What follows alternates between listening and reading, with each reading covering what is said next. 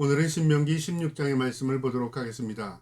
이 16장의 내용은 이스라엘 백성들이 가나안 땅에 정착한 이후에 하나님의 명령을 따라 절기를 지키라는 내용인데요. 이 3대 절기는 이스라엘 백성들이 오늘날도 그대로 그 절기를 기억하고 지킵니다. 이 절기의 의미가 무엇인가를 오늘 말씀을 통해서 깨달을 수 있기를 주님의 이름으로 축복합니다. 16장 1절에 아비벌을 지켜 내 하나님 여호와께서 유월절을 행하라. 이는 아비벌에 내 하나님 여호와께서 밤에 너를 애굽에서 인도하여 내었음이라. 하나님께서 이들에게 유월절을 지키라고 하는 내용인데요. 유월절은 죽음의 사자가 넘어간 것을 기념하는 날입니다. 이스라엘 백성들이 출애굽 전에 하나님께서 10가지 재앙을 통해서 이스라엘 백성들을 애굽에서 탈출시켰는데요. 이스라엘 백성들이 이 애굽을 출애굽하기 그 바로 직전, 그러니까 마지막 재앙 10번째 재앙이요, 장자의 죽음의 재앙이었습니다. 그런데 이스라엘 백성들은 문설주의 양의 피를 바름으로 인하여 죽음의 사자가 넘어갑니다. 그것을 기념하라는 것입니다. 무엇을 의미하냐면 하나님이 너희의 생명의 주인이며 하나님께서 너희를 구원하셨다는 것입니다. 그것을 기념하는 것입니다. 모든 절기의 특징은요, 기억하는 것입니다.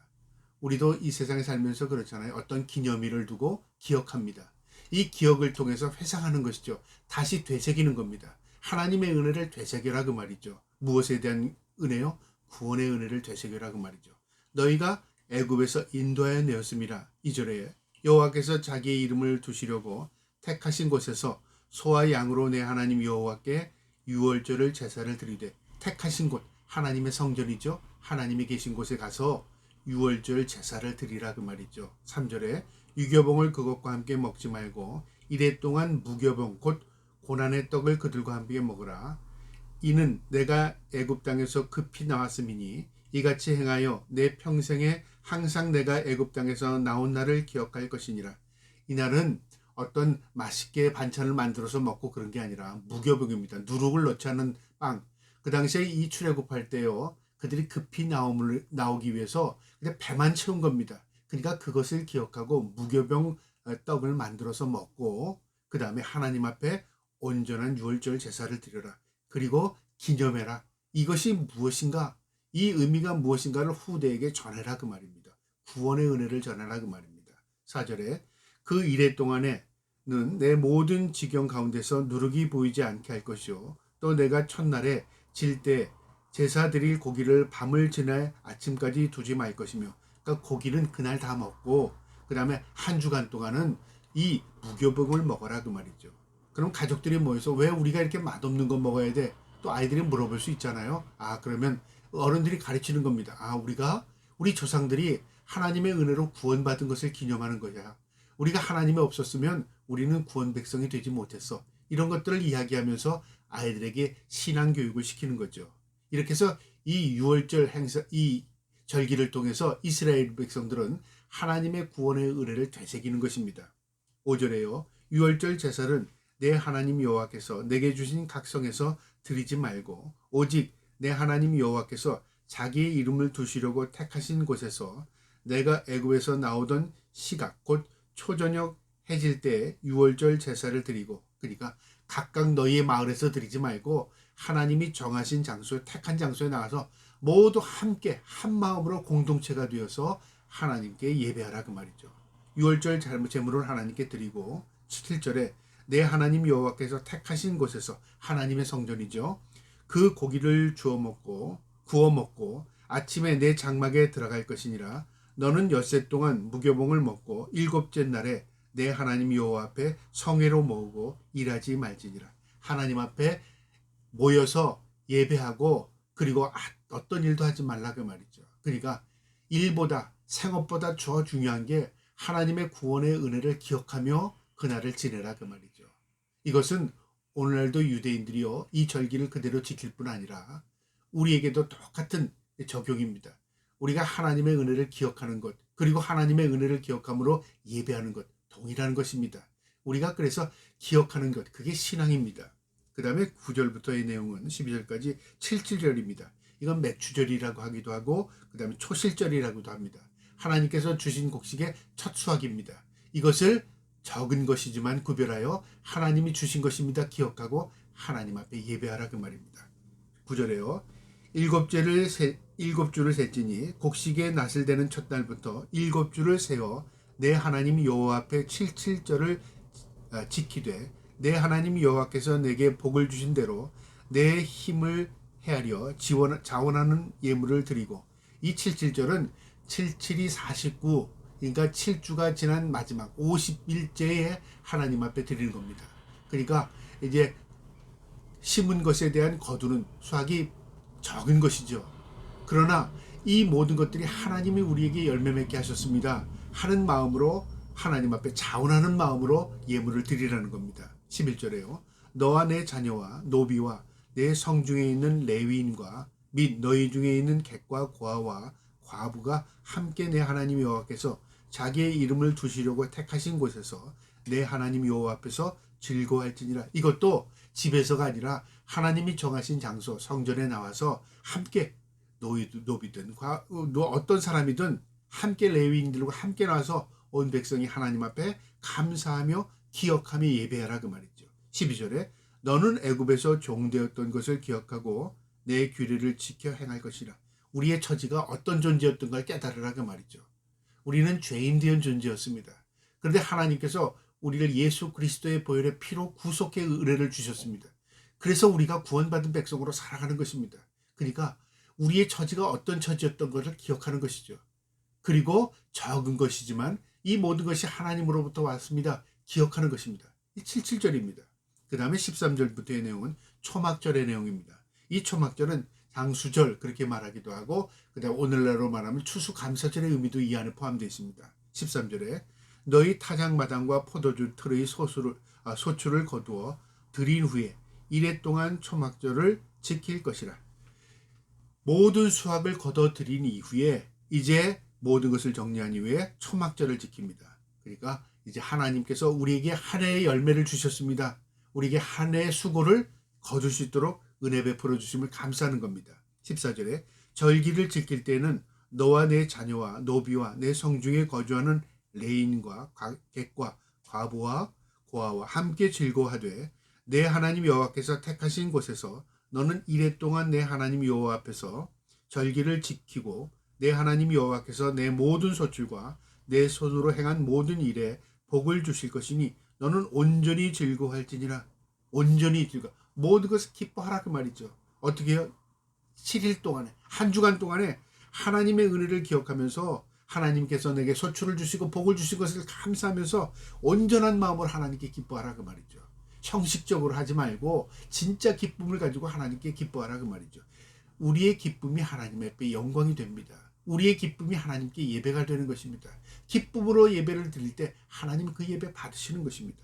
14절에 너희 가운데 모든 남자는 1년에 3번 곧 무교절과 칠칠절과 초막절에 내 하나님 여호와께서 택하신 곳에서 여호와를 배웁되 빈손으로 여호와를 배웁지 말고 각 사람이 내 하나님 여호와께서 주신 복을 따라 그 힘대로 드릴지니라. 무슨 의미냐면요, 모든 남자는, 그러니까 모든 가정은 그 의미입니다. 남자가 그 가정의 대표이듯이 모든 가정은 하나님 앞에 무교절, 칠칠절, 초막절을 지켜라 그 말이죠. 이 3대 절기를 하나님 앞에 지키고 기억하고 감사해라 그 말이죠. 그 다음에 뭐예요? 빈손으로 나오지 말라. 그러니까 그냥 형식적이지 말고 진짜 하나님 앞에 드리고자 하는 마음으로 하나님께 너희의 형편대로 드려라 그 말이죠.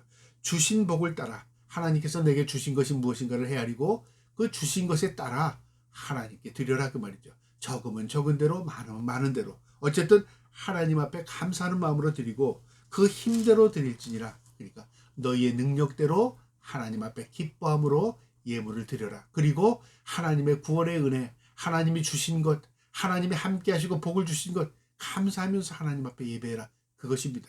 이것을 오늘날 이스라엘 백성들이 이 3대 절기는 절기 때마다 그대로 지킵니다.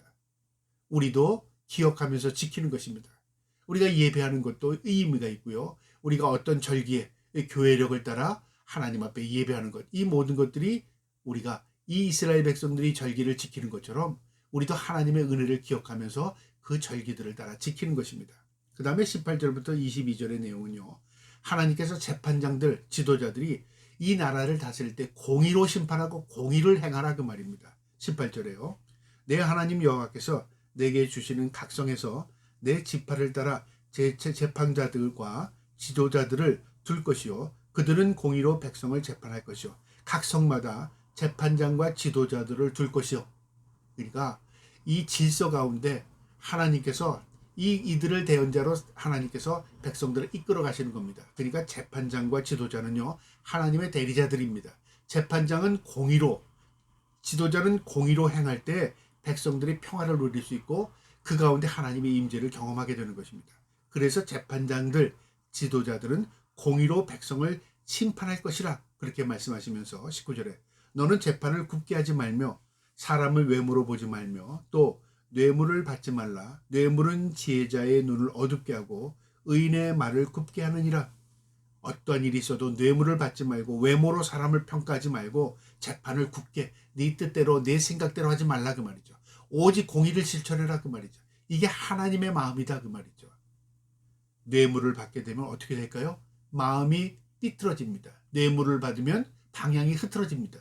그래서 어떠한 일이 있어도 지도자나 재판장은 뇌물을 받지 말라 그 말이죠. 이게 하나님의 마음입니다. 20절에요. 너는 마땅히 공의만을 따르라. 그리하면 내가 살겠고 내 하나님 여호와께서 내게 주시는 땅을 차지하리라. 공의만을 행하라. 백성들이 살 길이다. 그런데 반대로 공의가 없어지면 어떻게 하죠? 백성이 망합니다. 살 길이 없어지는 겁니다. 여러분 우리가 살고 죽음의 문제가요. 어떤 생명의 의미, 어떤 양식의 의미, 어떤 거주자의 의미가 아닙니다. 내가 하나님 앞에서 공의로 행하면 살 길이고 공의가 없어지면 죽는 겁니다. 하나님께서 그렇게 말씀하신 겁니다. 오직 공의만을 행하랍니다. 21절에 내 하나님 여호와를 위하여 쌓은 제단 앞에 어떤 나무로든지 아세라상을 세우지 말며 이 하나님이 계신 제단 앞에 어떤 우상이든지 만들지 말라 그 말이죠. 이 가나안 땅은 우상의 천지였습니다. 이 가나안 7족속들이 우상을 섬기던 이 땅에 이 가나안 족속들을 하나님이 내쫓고 그 땅을 이스라엘 백성들에게 차지하게 주신 것입니다. 그런데 이 가나안 땅에 들어가서 이스라엘 백성들이 또 이 가나안 백성들처럼 답습하고 있으면 결국은 그들도 다 내쫓임을 당합니다. 그래서 하나님께서 명령하신 겁니다. 어떤 일이 있어도 하나님의 이 옆에 근처에 이스라엘 백성에게는 어떤 우상도 만들지 말라 그렇게 말씀하시면서 마지막 22절에 자기를 위하여 주상을 세우지 말라. 자기를 위한다는 건 뭘까요? 자기 이익을 위하여. 중심이 자기입니다. 우상을 섬기는 사람들의 공통점은요. 모두 우상을 왜 섬깁니까? 내가 복받기 위해서, 내가 잘되기 위해서, 남에게 저주가 임해도 나는 잘되기 위해서. 이 우상 숭배자들의 공통점은요. 중심이 자기입니다. 그런데 하나님을 섬기는 자는 자기가 아닙니다. 하나님이 중심입니다. 내가 복받기 위해서 하나님 섬기는 겁니까? 아닙니다. 하나님의 영광이 우리에게 임했기 때문에 우리는 피조물로서 하나님을 섬기는 것입니다. 절대자의 하나님이십니다. 그분은 창조주이십니다. 우리의 인생의 목적이 뭘까요? 우리의 인생의 목적은 하나님의 영광입니다. 그리고 그와 함께 영원히 즐거워하는 것이 우리 인생의 목적입니다. 우리가 목적대로 살 때 성공된 인생이 되는 것입니다. 그래서 자기를 위하여 주상을 세우지 말라. 내 하나님 여호와께서 미워하시느니라. 네 중심의 신앙생활 하지 말라. 네 중심의 우상 섬기지 말라 그 말이죠. 오늘날 많은 사람들이 교회를 다니고 예수를 믿는다고 말하지만요. 사실 우상을 섬기듯이 예수를 믿는 사람들도 의외로 많습니다. 심지어는 목사님들도 우상을 섬기는 것처럼 목회하는 사람들이 있습니다. 복을 빌고 그 다음에 복을 뿌리고 그 다음에 자신이 마침 무슨 능력자인처럼 하나님의 대언자의 일들을 자기가 겁없이 행하는 사람들이 있습니다. 여러분 우리는 모두 피조물이고 죄인들입니다. 하나님의 구속의 은혜를 덧입고 사는 사람들입니다. 그런데 우리가 우리 자신을 깨닫지 못하면요. 결국은 나도 모르게 우상을 섬기는 것입니다. 예수 믿는 무당들이 많습니다. 이게 무슨 말이냐면요.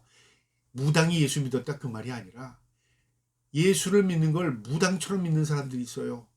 예수를 믿는 것을 우상 섬기는 것처럼 예수를 믿는 사람들이 있어요. 여러분 깨달아야 합니다.